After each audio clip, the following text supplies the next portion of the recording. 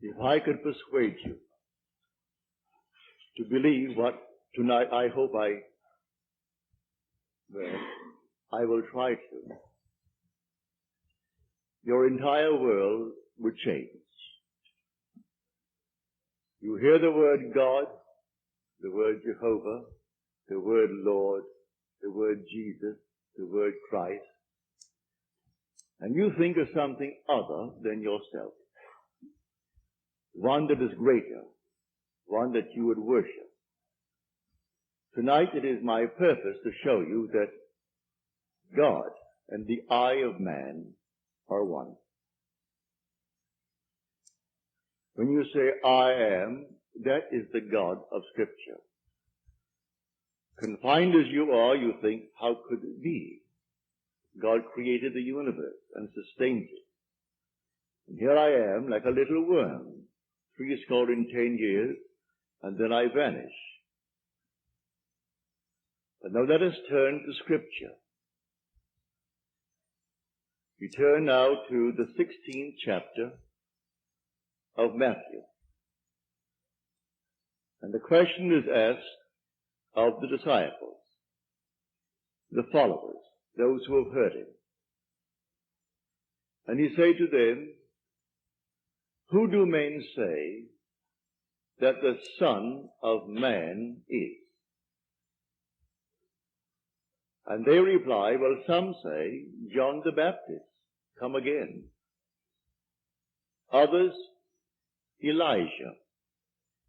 Others, Jeremiah, or one of the prophets. And then he said to them, but who do you say that I am? And the spokesman called Peter answered and said, thou art the Christ, the Son of the living God. And he said to him, blessed art thou, Simon Bar-Jonah, for flesh and blood could not have told you this, but my Father who is in heaven.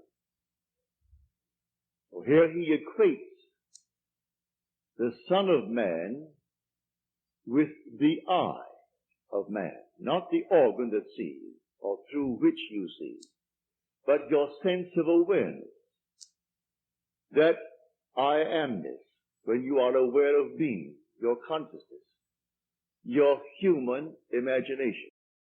So he equates the two, the Son of Man spoken of in the Old Testament and brought forward into the New, is nothing more than the eye of man.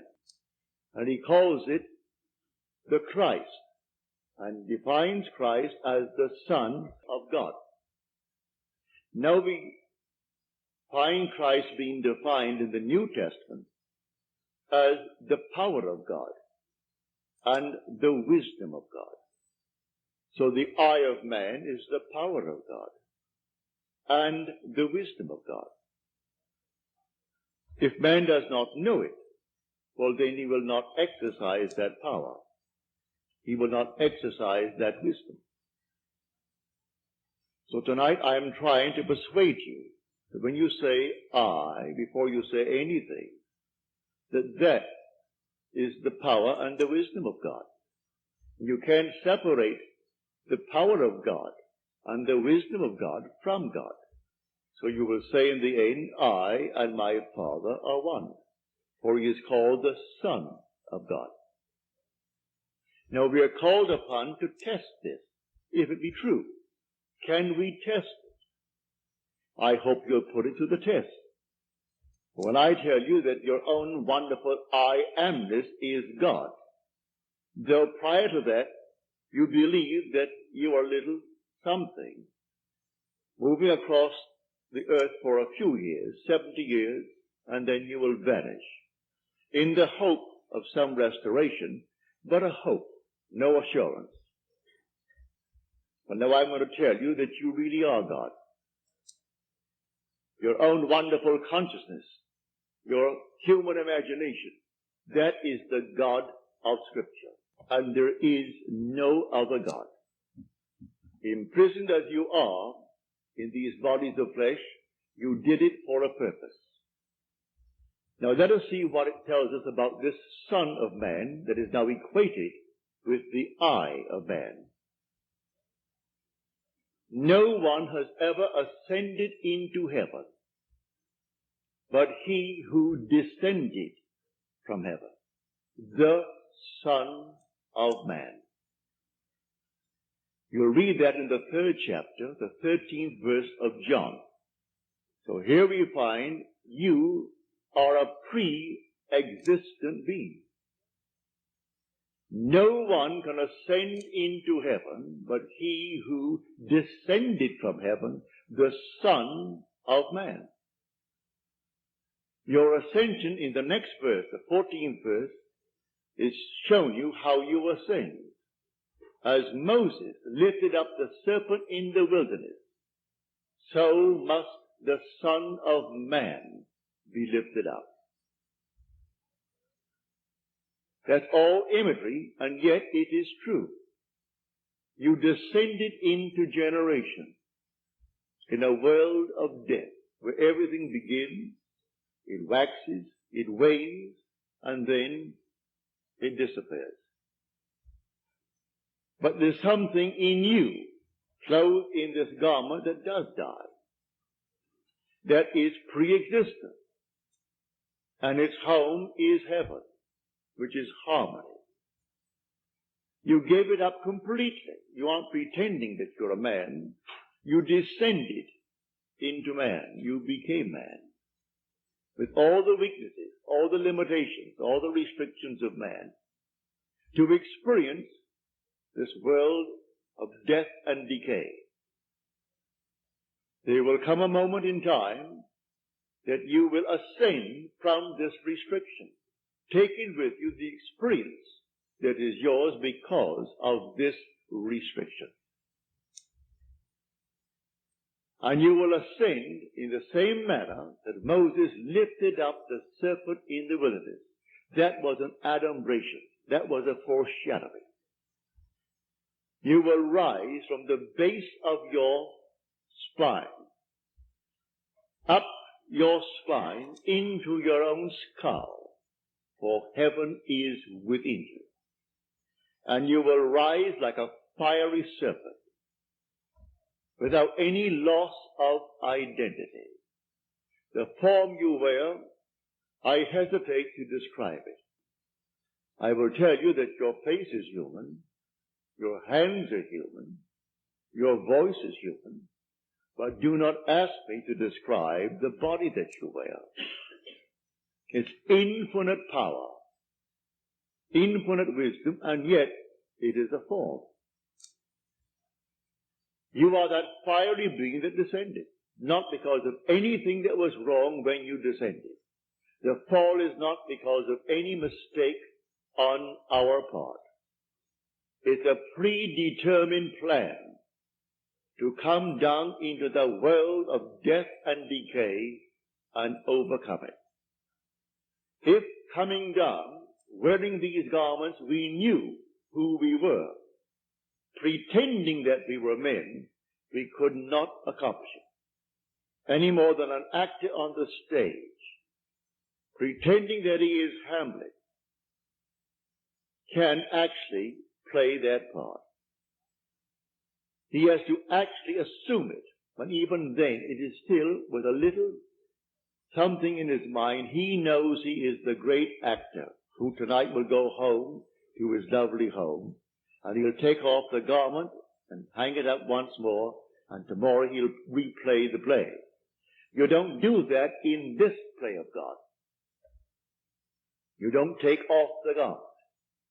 You wear it for your 80, and if by strength, your 80, or maybe even longer, or shorter. But the eye of man is the God of Scripture. Put it to the test. Let me now, first of all, before we go into the testing of it, make clear what I said on the last lecture night, Friday night, prompted by a question that was asked here. For I had said in the previous lecture that there are ranks in heaven as they are on earth, for this is only a copy. Everything here is a shadow. It's a copy of the eternal realities. And in the 12th chapter of 1 Corinthians, Paul describes the 8 ranks. He does it many times, but he never changes the first 2. The first is always the apostles. The second, the prophets. The third, the teachers, and then he goes on. Miracle workers, healers, helpers, administrators, and the speakers in tongues. But he never changes the first and second, the apostle and the prophet. You might think, because I told you I am sent, and the word sent means an apostle, that I am appropriating unto myself a certain first rank. But now, to put your heart at peace, I'm going to quote the 11th chapter of Romans. As of old, for there are always a remnant of old, and the remnant simply means the elect of God. You're not elected because you're born by accident into some ethnic group. Has nothing to do with that. A descendant of Abraham after the flesh is not necessarily the elect of God. You are chosen from any race, any nation, any religion. Well, how the choice is made, no one knows. It remains the Father's secret. But Paul qualifies it in this manner. There is a remnant to this day, called by grace. And if by grace, then it is not on the basis of works. Otherwise, grace would no longer be grace. Therefore, no one who is called and sent can brag. If he brags, he is not the sent. Because it's all by grace. He didn't earn it. It's not by merit. It is simply a secret known only to the Father. So when we are called, incorporated into the body of infinite love, who is God, and then sent, let no one who is sent raise a finger to brag, to boast, for it is all by grace. Read it in the 11th chapter, the 5th and 6th verses of Paul's letter to the Romans. So now I have stated that. So do not think for one moment when I tell you I have been called and sent that in any way I am trying to act superior. For there is no intrinsic superiority to those who are called. Now, he uses an analogy, which I do not think adequate, but you can read it in the book itself. He uses the analogy of the human form, that not all are head, eyes, nose, teeth, and so on. But that is a weak analogy. Nevertheless, he uses that to show you the different parts in one body. But now to come back to make this a very practical night. Believe me that when you say I, before you say I am John, I am Bill, I am this, I am that, I am the other, you are declaring yourself to be. And that sense of being is God. That's God. Now what are you going to put on it? All things are possible to God. All things. You could say now, as you're seated here, after first affirming that I am, you could then assume that I am, and you name exactly what you want to be. If you believe what I tell you about your own I amness, and remain faithful to what you have assumed, that assumption will harden into fact. When you pray, in the true sense of the word, you do not pray to any external God. That was my command when I was sent down with the blue bloods. Has nothing to do with the social structure of the world. It has only to do with church protocol, all external worship, all ceremonies, everything that leads the individual outside of himself. To put a little cross on the wall and then bow before it and see it as something external is not what Scripture teaches. Buried in the Old Testament there is a pattern. So he said, taking the 12, we're going up to Jerusalem. And everything written about the Son of Man, which is the eye of man, will be accomplished.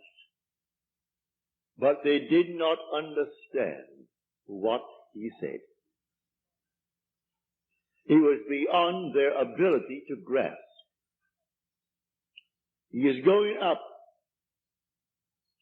and only the one who has experienced Scripture, which means he has actually resurrected the pattern, playing the part that is the central part of Scripture. He resurrects the pattern, all within himself. He plays all the parts. He is the one who is born from above. He is the one who comes out of the grave, unassisted. He is the one whose 3 witnesses bear witness to his birth from above. He is the one they cannot see because he is now spirit, yet more real than all the flesh in the world. He is the one who actually sees his son, David, and David calls him father, and he knows he is David's father. And David knows that he is his son. He is the one whose temple, the body, is split into from top to bottom. It is he now who ascends like a fiery serpent from the base of the spine up into the skull. He is the one on whom the dove descends and lights upon his hand like Noah in the ark. And as Noah brought the dove into him, you bring the dove to you, for man is the ark of God. And as the ark contains all things within itself, man contains within himself all things. Everything he creates from within himself. And this pattern, the individual awakens within himself. And who does it? The eye of man. And that is God. Now tonight you can test it, as you are called upon to test it. Test yourselves and see. Do you not realize that Jesus Christ is in you? Unless, of course, you fail to meet the test. Examine yourselves to see whether you are holding to the faith. What faith? To have someone tell me that I am a Christian, or I'm a Jew, or a Mohammedan, and holding to that faith that they talk about? No. The faith that I'm talking about tonight. That your own wonderful I amness is God. Test it to see if you're holding to that faith. If you're holding to that faith, and all things are possible to God, you should be able to prove it in the testing. She's not here tonight. She promised she would write me a letter, having told me the story on Friday. But I know she finds it difficult to express herself in writing. She can paint and paint and paint, and do all kinds of lovely things in painting, drawing. And when I say to her, please write it that I may tell it to my audience before I close, for I have no future plans after I close on the 29th. So I would like to share your experience with them, to encourage everyone in this world to do what you did. Well, the letter didn't come. I can see her struggling over one page and rubbing out a line because she didn't spell the word correctly and going over the next one. But she can take a piece of canvas, a piece of paper, and do miracles with it. But because she's restricted in writing a letter, she didn't send the letter. But the essence is this. She is now a divorced girl with a little boy. Handsome little fellow. Well, when you're living alone and you need money and you have a child to support and you have a home, all the things, and the money isn't coming in, then you're up against it. So she said, I blew my top, as you're told in the Psalms to do. She said, then I applied this principle, and I assumed that I had exactly what I need plus and plus. Then I got a call from First National City Bank of New York City. Now that is the second largest bank in our country. Bank of America comes first, they are second, and Chase Manhattan is third. Given me an order. She has no agent. This is an unsolicited statement. An order for $5,000, which she can execute and deliver within a month. Well, the First National City Bank of New York is not going to be hard-pressed to pay her immediately $5,000. If she called them and told them to pay it in advance, they would willingly pay it in advance. And she said, I can execute that order in 1 month. But I want the details. I had hoped she would send me, as she promised last Friday, but knowing her restriction concerning the use of words. She can use the brush and use the pen and use the pencil, but she's limited in the use of words. Eventually, she will send it, but I had hoped to have it by tonight. So I could give you exactly what she did. But this is what I do. Having convinced myself through experience, I have come to the conclusion that because I am aware that I am, that is God.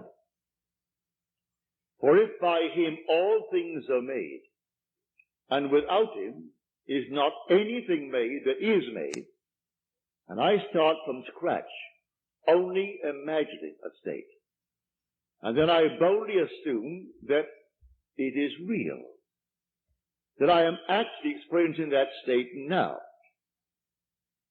And then in the not distant future, that state crystallizes in my world. Well, then I have found God.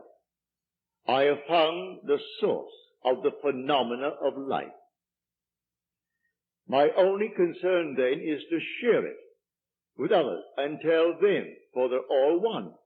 We are one. No one is greater than the other, not fundamentally. In his claims of what he is in the world of Caesar, he has more money, or he has so-and-so and so-and-so, but basically the same creative power in the man tonight behind bars serving life is the same creative power of the one who sentenced him to life. It's the same being. There is only one God. Hear, O Israel, the Lord, our God, the Lord is one. And the word translated, the Lord, is Yod He Vav He. Properly translated is I am. When you go unto the people of Israel, and they ask you, what is his name?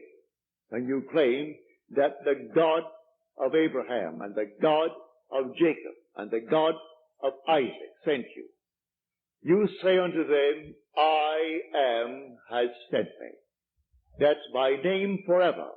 And by this name I shall be known throughout all generations. But man finds it difficult keeping the tense And so he speaks of thou art, or he is. And he never actually comes down to the fundamental and knows that I am.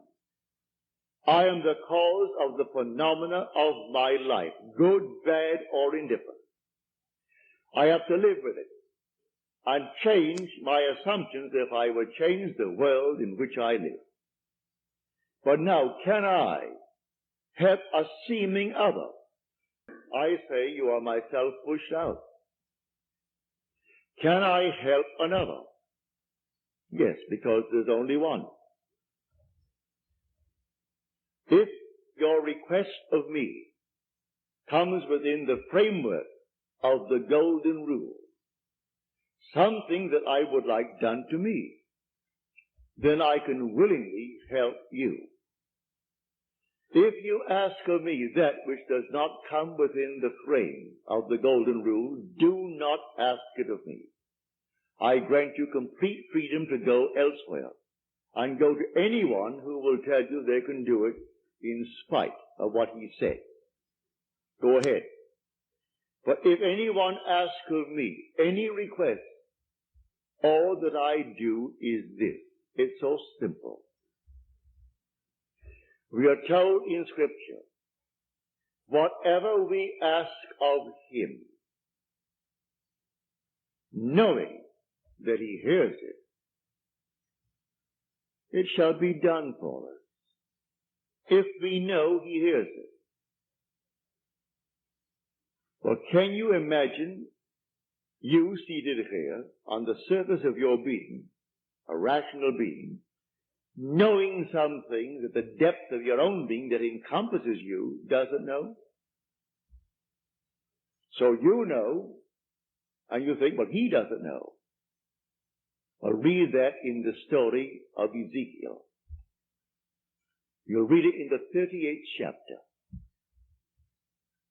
And these are the elders of Israel that went into the dark room.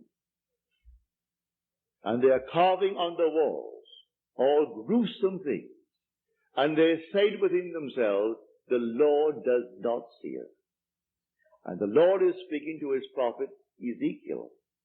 And he said, the elders of Israel say that I do not see them. And watch what they're doing. Making all these abominable things within the great cavern. They will all reap them.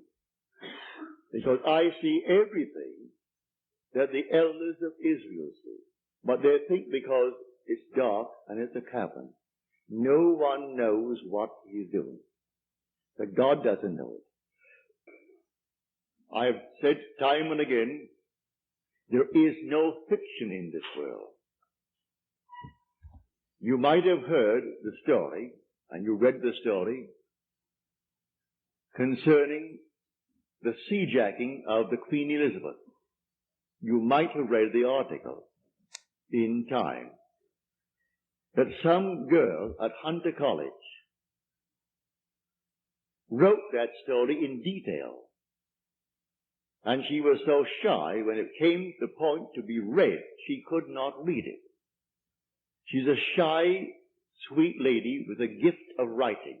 She wrote that in detail, including those who seemingly participated, a terminal case in cancer, and one who is running away from the law, who has not a thing to gain, and therefore is quite willing to blow the Queen Elizabeth with 2,200 souls aboard. And everything is completely in detail in her fictional story. If imagining creates reality, there is no fiction. So, someone expressed her thought and called the captain while at sea and demanded $1 million and would settle for $350,000. Well, it must have cost them, I should say, more than $1 million to stop that huge hulk in mid-Atlantic and then feed 2,200 people 4 times a day for the extra meals that they would have coming to them. Plus all the things that you put it all together, it would cost more than $1 million. And a little girl, possibly writing this for her PhD or writing it for some reason. And she writes it in detail. They gave her name so you can contact her. They gave the school is Hunter College in New York City. And everything in detail is told in that story. So I tell you, you sit down and write fiction. Need not put it down. My friend wrote fiction. She had a large sum of money coming in. And she went to town within herself, and she wrote in herself, and blew her top, as it were.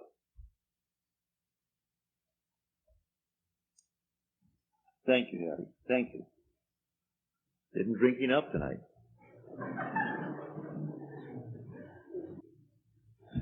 So she, in the depth of her own being, conjured the sum of money that she needed. Beyond, always go beyond. So we are told in the psalm, be angry, but sin not. Commune with your own heart upon your bed, and be silent. Yes, blow your top, but do not let the sun go down upon your anger.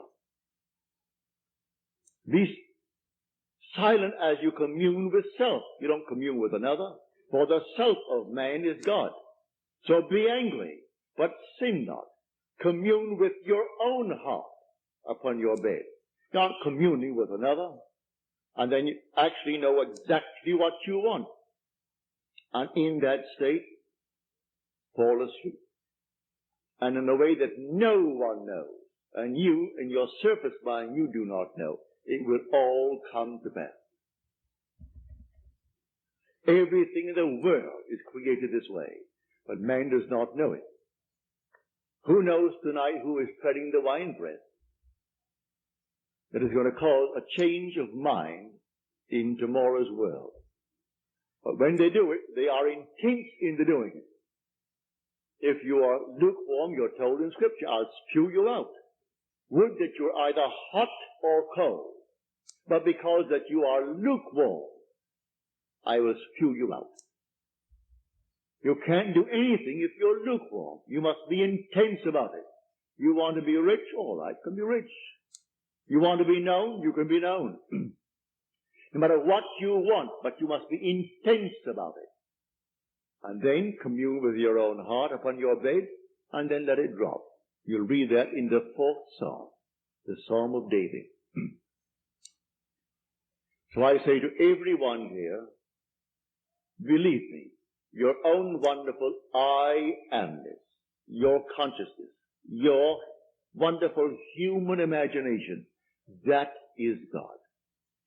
And all that you behold, though it appears without, it is within, in your imagination, of which this world of mortality is but a shadow. So you can change the shadow if you change the object, for you are the light. He said, I am the light of the world. Change the object that you're holding within yourself and identifying yourself with it.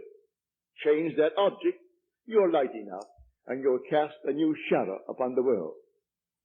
So you say, I am, and you name it. And then you say, I am unemployed. No, I am gainfully employed. Making more than I've ever made before. Don't ask yourself how, why, and through whom. That is not your conscious reasoning mind's concern. If you take the intellectual background, the educational background of those who are making top money in the theatrical world, I doubt that they could pass any college examination. I don't think they could pass any entrance examination to college. Yet they're making $1 million, $2 million a year. Do you think Bob Hope could pass today's examination for entrance into college? Well, all of his material is written for him anyway. Can't even write that. But he has millions, all right, because that's how he dreamt. May I tell you? I know the background of the man. A friend of mine who is now gone from this world played in vaudeville with him.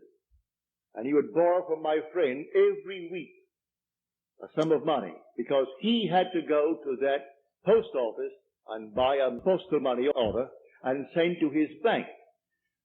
He borrowed money that was interest-free, because he was sending in money that was not interest-free. He had to send a certain sum of money every week, and he would send it into his account. And borrowed from my friend Harry Webb, who had a band, and they played together. Not in the same act. Harry had his own act. He has a small band. And Harry was the outgoing personality who didn't care about money, and so he wanted money. Hope wanted money. He will loan him the money. He always paid it back the next week and borrowed it again, because he had to have so much in that bank every week. And when they would go into a restaurant and food was left over, like bread and butter, who took it all home? Bob Hope. Bob took all the buns, all the rolls, everything that was there uneaten. He paid for it, and you paid for it. You don't want it, Harry, do you? No. All right, so he took it home. So he has 400 million, so they claim. That was his goal in life. If that's your goal, have it. I speak of another goal. The goal of awakening to who we are. When man awakens from this dream, the whole vast world and all that it contains is as nothing to the being that you are. You came down from heaven, where the whole is yours. As you're told in the 50th Psalm, if I were hungry, I wouldn't tell you, for the world is mine, and all within it. The cattle on 1,000 hills are mine.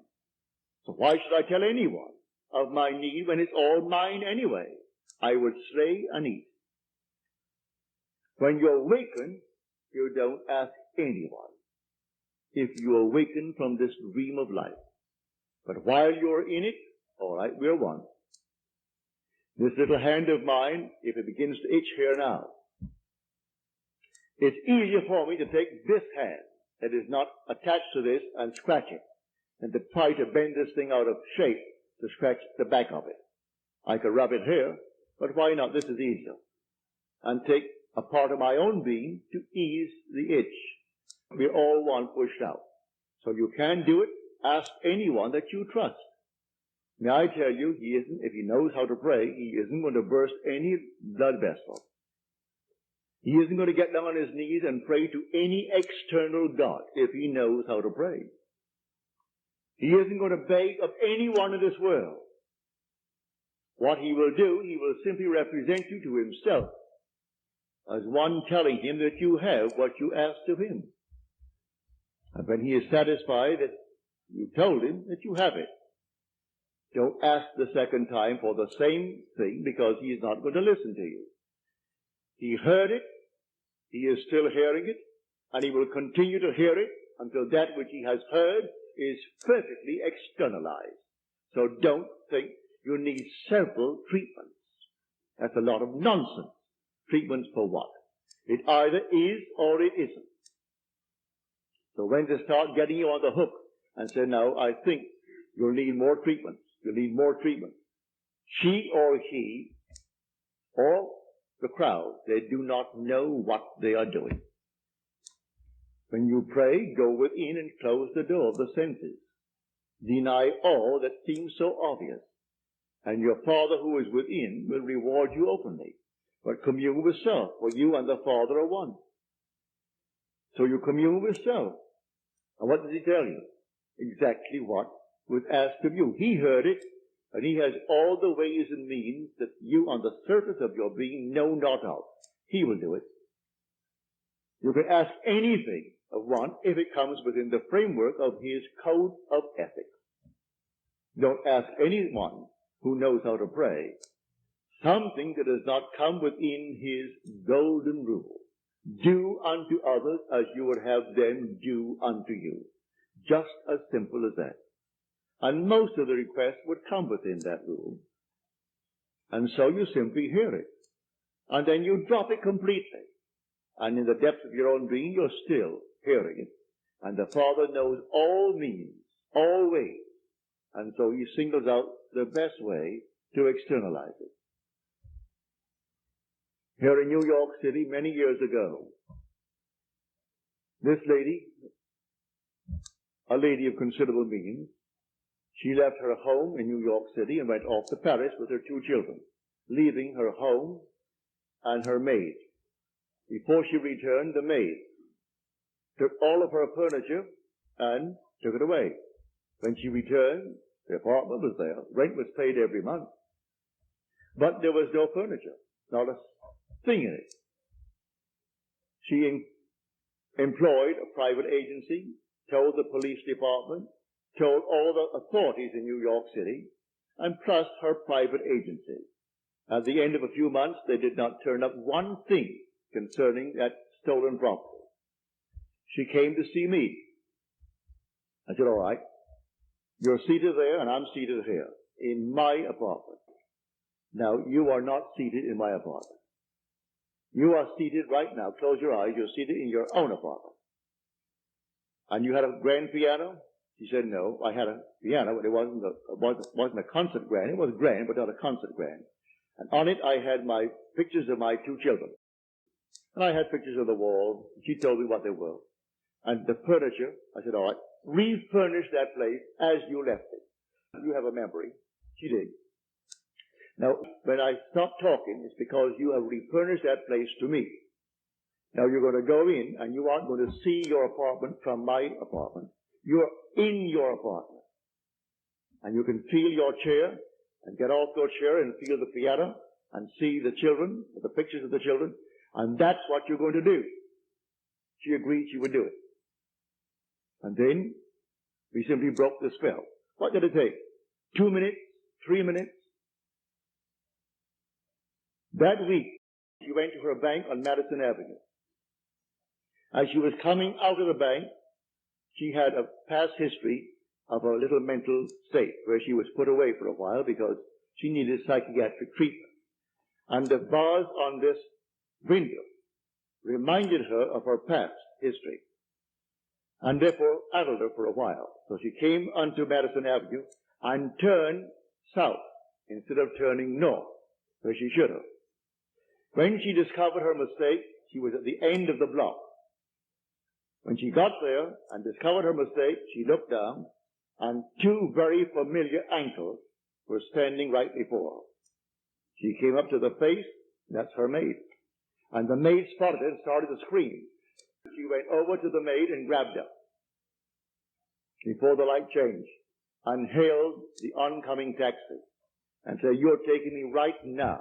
And the maid, who could have killed her, she was so big and strong, was so reduced to impotency because of the discovery. And the maid took her to the place where she had stored that furniture. She said, I'm not bringing action against you. I want my furniture. And she got it back into her own apartment within the week. A seeming mistake was the way the Father laid her. All I ask is to go to the end.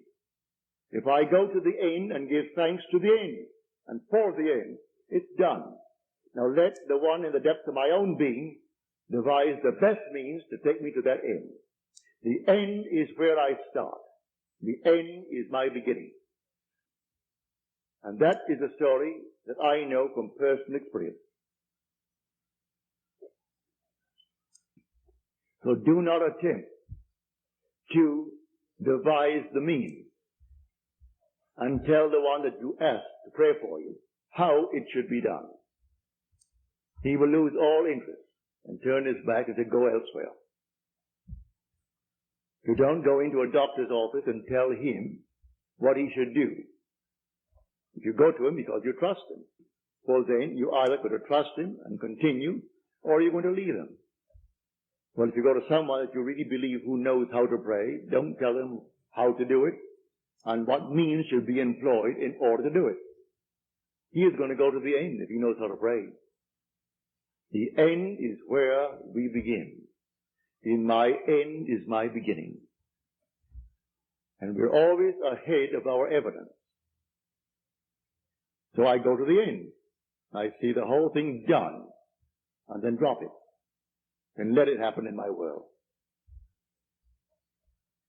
So to come back, the I within you now, and you say I, no matter how little you have thought yourself so far, May I tell you, you are the infinite God. And when the story of Jesus Christ repeats itself within you, you will know it's all I. No one called Jesus is going to appear. He is not going to push any stone away from you when you come out of that tomb. And then you'll know the words of John.